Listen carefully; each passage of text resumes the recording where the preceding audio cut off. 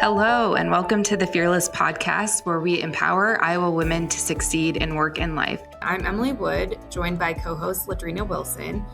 The next 3 episodes of the Fearless Podcast are going to be a series under the theme of doing the hard thing. There are many parts of life that are hard, personally and professionally. Some of those hard things in life are challenges that we might intentionally pursue, like a tough hike that we train for or taking a job we don't feel quite ready for yet. But other hard things are situations we don't wish for, like trauma or grief. Our guest today is someone who doesn't want us to shy away from one of the hardest but almost certain parts of life, which is death. When Ladrina and I were kind of getting ready for this conversation, we weren't exactly sure how we wanted to open it up, which is exactly one of the things we want to talk about today, because death is one of those topics that I think is very hard for many of us to talk about or prepare for, and many people just avoid it altogether. And I think one of the things that I was kind of recalling, Ladrina, after we chatted about it was when I was younger, I went to Catholic school through 6th grade. And I was an altar server. And so a lot of times we would get called over to do help at funerals. And I remember just that experience of being like a kid. And a lot of times it was a stranger that we would have to go and help out at their service. But I think it was also an introduction to the concept of death and sort of like this idea that it's part of life and that it's not something that we need to shy away from. And I know that, with all of my grandparents had passed away by the time I was in 9th grade, and my parents were all, I remember the circumstances around, going and saying goodbye to them. And some of them were sudden and some of them weren't. My parents were involved in their estates, and that's all. So I feel like I had more of an introduction than a lot of people necessarily do. But I'm curious to know, from your perspective, do you feel like people in your life avoid this topic, or is it something that you feel like people are getting more comfortable with? Yeah, I mean, certainly I would say this, Emily, if you and I were having this conversation like 20 years from now or 25 years from now, when you hit a certain age, I do think that people talk about it because obviously it's more imminent, right? It's more, but we kind of have this benefit of being younger to where we don't necessarily have it at the forefront of our mind. But when I zoom out and I think about it in like a kind of American cultural context, we do avoid it generally. Like we use phrases like no longer with us or passed away or unalive. We don't even just say the word, right? And but we prepare for it, right? We prepare financially. We might even have life insurance policy. Like we can do all of the things around it, except for the thing that, like, when it's actually happening, either with a family member or thinking about it for yourself. So from my perspective, I do think death, at least in American culture, for me has been a little bit taboo. I don't hear a lot of people that feel comfortable confronting it, even though it is the most certain part of life, right? Like we know it's going to happen to all of us, yet we don't actually talk about it, even sometimes when it's happening in real time with our loved ones. Right. Yeah. And let's bring on our guest, because I'm sure she has a lot to share about what we've just said. Kerri Hays is a death doula who helps individuals plan for and navigate death with intention and care. Inspired by the loss of her mother to cancer, she recognized gaps in end-of-life planning and now offers compassionate, hands-on support across Iowa. As part of the Death Positive movement, Hays also teaches Crafting Your Death Plan, a course that encourages open, honest conversations about end-of-life wishes. So welcome, Kerri. Thank you so much. Could you tell us a little bit about your journey to becoming a death doula? I know that was a new concept. Had not heard of that title. I don't think Ladrina and I, either of us, had heard of that. Yeah, so we're not inventing anything new when it comes to the term death doula.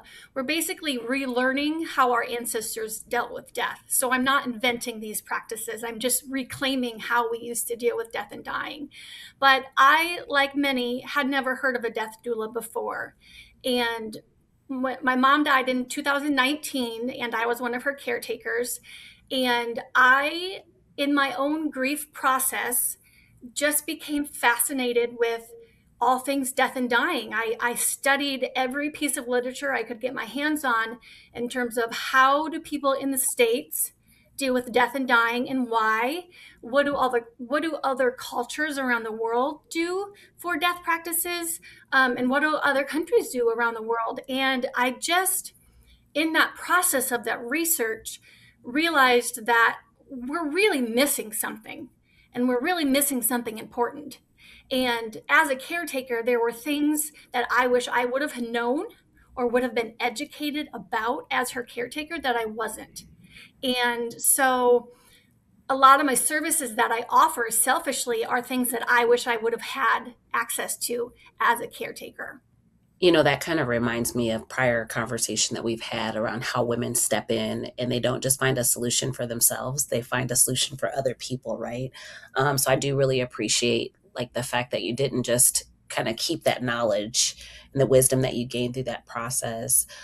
First of all, I want to give my condolences to you and your family and the loss of Thank your mother. you. I know that I can't imagine. My mom is one of my best friends, and I think it's a beautiful story that you've created, that you've been able to take that journey and make it meaningful for you and for others. Yeah, thank you.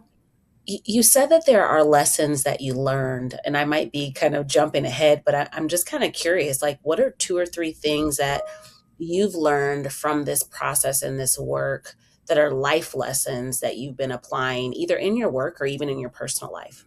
Yeah, so one of the biggest lessons is that we're all mortal. We're all going to die. The fact that everyone on this earth is going to die is the one common thing that ties us all together, regardless of race and age and gender. We all have the same ending. So just this concept that life is precious, and you hear people say, "Oh, tomorrow is never promised. Live for today," so on and so forth. But it's really true. So really, just use the fancy china, buy the convertible, do the things today, and don't wait for tomorrow, and don't make all of these excuses of why you shouldn't do them, because we're all going to end in the same way.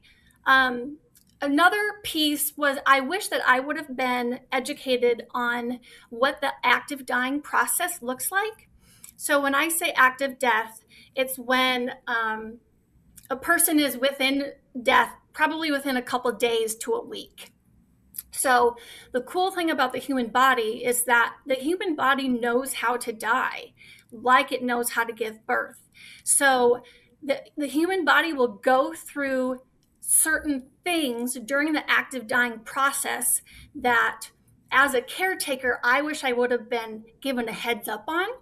To give you an example, my mom died with her eyes open. And that visual of her having her eyes open like haunted me for months. And all I could think of or see was like a fish out of water, like grasping for air. And it wasn't until I learned more about the active dying process where someone explained to me, when your body dies, all the muscles stop working. So the muscles that hold the mouth shut and the muscles that hold the eye shut totally relax and stop working. So that's why a lot of people die with their mouth open and their eyes open. And once I was explained that, I was like, oh my gosh, why did somebody not tell me that? Because if I would have been educated on that, it would have saved me a lot of just like haunting images that I had remembered from my mom's passing. Another thing would be just my passion in advocating for people to have a plan in place. We are very much a death phobia society. We don't like to talk about death. Some people think it's dirty, like, God forbid you touch somebody who's dead. Oh my gosh, what would happen? We're not great at talking about it, let alone planning for it. So my mom had cancer, so we had a couple of months leading up to her death where we thought we were asking all of the right questions. But there again, I wasn't really educated in what my options were and what specific questions really we should be asking her. So there were things that we ended up not knowing. And then during the grieving process, in addition to this heavy grief that you're navigating, you're also having to make all of these decisions. So just a passion that reiterates, have the courage to think about these hard questions for yourself. That's step number one, just to think about them. Step number two is to communicate them to those people that will probably be your primary caretakers, because grief in itself is a full-time job. And having a plan in place really is a gift to your loved ones. So I often have people ask me, okay, so my mom, I try to encourage her to think through what her wishes are. And she's always just like, no, we're not going to talk about that. I'm not dying. What's your suggestion? My suggestion is always approach it with love and saying that when your time comes, I want to make sure I'm loving you the best that I can and honoring your wishes of what you would have chose. Instead of like, well, just tell me what to do. Kind of it spins it so the love is in your parent's choice or the person that was actively dying. So having a plan in place, definitely. Just the fact that we do have that death phobia, we do. It's interesting because I can remember when I played an intricate role in supporting my grandmother in her final days. I'd kind of shared this with Emily offline, but as I was planning, I wasn't grieving. It was almost like I was compartmentalizing. And immediately after my grandmother's death, I asked my mom some of those questions. I said, Mom, I want to just be able to be present in my emotions and grieve the loss of you. Can we get this in order so that when it happens, because we all know it's going to happen, I can just feel all the feels and not be in business mode. Yes, because they are two different modes. Oh my gosh. And if and when hospice becomes involved, hopefully your hospice caretakers have a conversation with you about what role do you really want to play. Because usually when hospice comes in, you are playing caregiver, care partner, caretaker. And when hospice comes in, they might be able to say, pass the baton to me. I got you. I want you to just be able to be daughter or husband or wife or granddaughter or whatever your role is, because they're two different brainwaves. So, Kerri, I loved how you mentioned there that approach to the conversation with your loved one and how you can bring it up in a way that might make them more open to the conversation. But, you also mentioned grief is a full-time job, and a lot of us are navigating these things as we're doing, actual full-time jobs, other things going on in life. I'm wondering if you have any other thoughts on what we need to do about the narrative around death and grief to be able to just talk about it more openly in the world, and not just with our loved ones, which is important, of course, but what else do we need to do to help change the narrative? Yeah, so you nailed it when you said we're also not very good at grief. We have death phobia, and I say we're kind of grief illiterate, meaning we're never taught what healthy grief should look like and what healthy grief does not look like. We're never given permission to fully grieve. I mean, heck, if you have an immediate family member die, what are your work policies in terms of how long they give you for time off? I'm guaranteeing it's not going to be long enough based on how you feel. So we're grief illiterate, and we as a society are kind of obsessed with youth. When we look at the root of it, we've lost the concept of honoring aging and this wisdom that you have as you age, and having turning 80 be this huge honor instead of, oh gosh, I'm not really going to share how old I am today because I'm only 60. So where does that stem from? And I think it just stems from us losing touch with being okay talking about death and grief, and how you can affect that individually is to, like I said, be brave enough to ask yourself some of those questions. What are my wishes when I die? Do I want to, have a gravestone? Do I want to be cremated?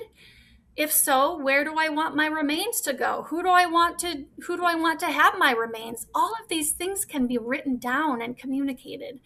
And so that's one of my passions is teaching people and providing people a safe space because often we're not given that safe space to talk openly about death and dying and grief. And I don't know if you've ever heard of, they are death cafes. And so a death cafe is either an in-person meeting or a virtual event where people gather to safely talk about all things death, dying, and grief. So there's no agenda on a death cafe, but they do have a facilitator to kind of help the ebb and flow. So I actually work with Death Cafe Iowa, and we lead a conversation once a month. It's the third Tuesday of every month. And it's a platform where you can show up at any point in the process, in the death and dying or grief process, to just be heard, to ask maybe some silly questions that you don't have the confidence to ask someone else. So little things like that you can also become involved with help make the shift happen. Sorry, I'd muted because I'm getting a little weepy. Oh, And that's also right, part of the process and normal, because I do think, like, to your point, grief is unpredictable and it comes in waves, right? yes. And I'm realizing in this conversation that we're just right at the 4-year anniversary of my grandmother's death as we're talking through this. But because we don't deal with grief and we don't talk about it, like I think you just set it to the side, but knowing that there's these resources that are out there for other people who are going through similar processes is really intriguing to me. There was one question I wanted to ask you that's maybe more related to like culture or religion. And you've kind of alluded to like past practices of our ancestors. My husband's family actually, like he grew up Muslim. That's a whole nother story. He went to BYU and went to a Mormon school, grew up Muslim, and he doesn't actually practice faith right now. But I've learned from his family, different cultures handle death differently. So, can you talk to us a little bit about, from a cultural or even a religious perspective, what are some of the things that you've seen or learned through your work? Yes. So I will share an example of a cultural difference that I came across in my research. And I'm sharing this because this particular practice just totally blew my mind and feels so far off from what we in America do. So there is a culture in Indonesia called the Toraja culture. And between the time that the death happens and the funeral takes place, this culture actually keeps the body of their loved ones in the house. And their planning process for the funeral ceremony can take days, it can take months, sometimes even years. So they actually treat the body with a mix of formaldehyde and water so that it slowly mummifies, and they're able to keep the body in the house until the funeral ceremony happens. And during this process, they visit the body daily. They change the loved one's clothes. They bring them in offerings of food and photos. And it is just there in their house. And after the funeral takes place, they have what is called death caves, which are these huge rock structures in the earth where they put their loved ones' bodies. And they built I want to make sure I'm quoting this right. It's referred to as ceremony of cleansing corpses, and it's called the Menene. And the Menene ceremony is where every year, once a year, they pull their loved one's body out of these caves. They clean them, they wash them, they bring cigarettes and food and offerings. So if grandma has been dead for 30 years, grandma's still getting pulled out and seen every year. Wow. Isn't that wild? So that particular example sticks out in my brain because, like I said, it's just so far off from how we in America do it. And I wanted to circle back and say, when we were talking about things that we're not great at and why, I feel like in America, we don't give ourselves permission to even talk about your dead loved one, to say their name. People might think, gosh, do I mention their name or this memory, or is that going to make things kind of awkward or uncomfortable? Whenever someone mentions my mom's name or a memory, it makes my mom's name or a memory, it makes my day. So I'm just like, why don't we give ourselves permission to do that? Yeah. Yeah. I mean, there's things I feel like we've just learned through like cultural practices, people around us, and things that have become kind of taboo, right? So for you to hear the name might kind of evoke a positive emotion, but you just don't want to create something that hard thing for other people. You don't know what reaction you're going to get, so we do the safe thing to not disrupt, Mm-hmm. anyone's equilibrium. So that kind of tracks for me. One thing that I've learned is instead of saying, "Oh gosh, I'm so sorry for that loss," you could say, "What was their name? Tell me something Mm, about them." interesting. Which is just an open invitation and permission for that person to talk about them. Yeah. Yeah. It makes me wonder, and I'm just kind of thinking out loud, Emily, I'd be curious too what your thoughts are. I wonder if it's the fact that like vulnerability that comes with whatever emotion you're going to get from that person. Like, we can walk down the street and you and see somebody, you might say, "Oh, how's your day?" But you don't really mean it. You just want them to say good, right? Whereas if you open up that like kind of can of worms with someone, you don't know what you're going to get on the other side of that. So Mm-hmm. do you think that's why we avoid that? Or what are your thoughts on that? I don't know. I wish I could figure out the why. I think it's just cultural conditioning, Mm, and I'm happy that you shared your experience about serving in church. I also grew up Catholic. And even sometimes we are culturally taught as children, and we observe how our parents deal with death and dying and grief. So if you grow up in a household where grandpa is pretty bad, he might die in the next couple months, maybe we don't talk about that. Or mm, grandpa did die, oh, but we don't bring up grandpa's name. We just right. that's done, and we don't need to talk about it anymore. So that cultural conditioning starts as a child. It really does. And I'm a mother of two myself. So in our household, we try to show our children what healthy grief means. So if I'm having a weepy day because it's an anniversary of my mom, or I'm just having a hard day missing her, I just say, "I'm okay. I'm just really missing my mom today." And I let them see my tears, and I let them see that it's a hard day, because in their eyes, you're giving them permission to do that themselves as they grow and they go through their own grieving process. Versus if you have a parent who's very black and white, don't show emotion, I'm not going to talk about it, I'm not going to cry about it, it is what it is, tomorrow's a new day, I'm going to move on. You are teaching your child that's how it needs to be done. It's interesting when you talk about the conversation piece of it. I know as a Christian, I believe in heaven, which is not, I know everybody doesn't believe in that, but I saw something the other day that said, what if Earthside, when we're having a conversation about our loved ones, they're having a conversation about us? And I just thought that was such an interesting concept, because I'd never thought about what if in the afterlife our loved ones are also talking about us. And that conversation piece of it was, I don't know, it was just a different way to think about it that I thought was interesting. Yeah, I love that. Because I think Yeah. they are. I think they're wherever they are doing their thing and talking about us, and they miss us too. I really believe that. Yeah. I know my grandma is. She was a gossiper. Yeah. So she's talking Yeah. about everybody. She's got the scoop on everybody. Oh my I goodness. love that. Yeah. So maybe to wrap up here, I know we've talked about, this topic, which is one of the hardest parts of life, but it also is something that we shouldn't avoid. But I wonder if you've learned in this process of being able to talk more about death, how does this apply to other hard things that maybe aren't death, but also might have different grieving processes? What are some other things that you've learned that you think applies to other hard things we might go through? Oh, the word hard is interesting in my brain. And I kind of want to just replace it with the word brave. Sometimes when we're dealing with something in life, it comes down to how it's wired in our brain, and it can be wired as a negative thing or it can be wired as a positive thing.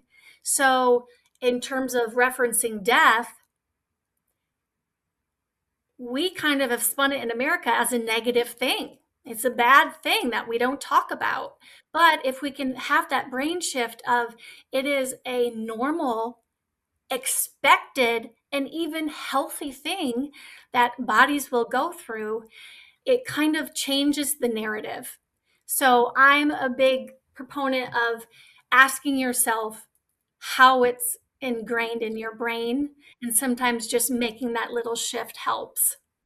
You've shared a lot with us, and I just want to share a few of the takeaways that I've kind of gathered from today's conversation. One, just getting educated on death as a part of life.